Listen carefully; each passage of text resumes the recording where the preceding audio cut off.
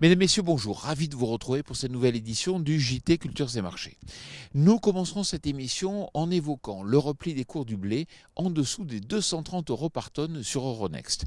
Nous ferons ensuite un point sur la progression rapide des semis de soja en Argentine avant d'étudier les récentes exportations ukrainiennes de céréales. Enfin, nous ferons un focus sur la dynamique des exportations françaises de blé depuis le début de la campagne. La tendance baissière se poursuit sur les marchés agricoles, notamment sur les cours du blé.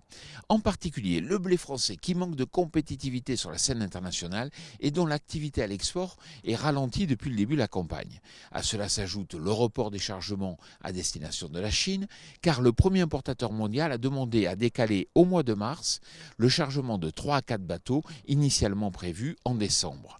À l'heure où les silos portuaires français sont très engorgés, ce report engendrait une pression à la baisse. Si la sécheresse et les températures chaudes posent toujours question au Brésil, la situation est totalement différente du côté de l'Argentine.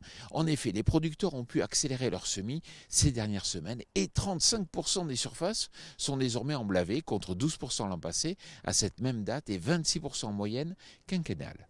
Alors après la récolte catastrophique de l'an passé liée à la sécheresse historique, la production argentine de soja pourrait potentiellement passer de 25 millions de tonnes à 48 millions de tonnes et ainsi compenser les pertes brésiliennes annoncée. Mais attention, ce n'est que de l'anticipation risquée car la récolte est encore lointaine et incertaine.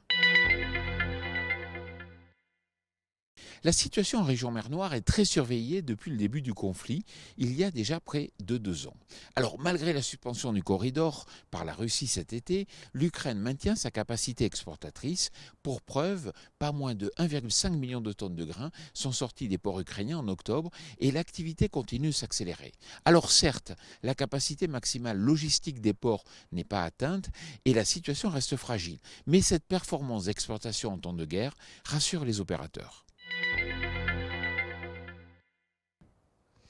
2,6 millions de tonnes, c'est le volume de blé français exporté vers les pays tiers à fin novembre. Il s'agit ainsi du plus faible total à cette date depuis la campagne 2016-2017.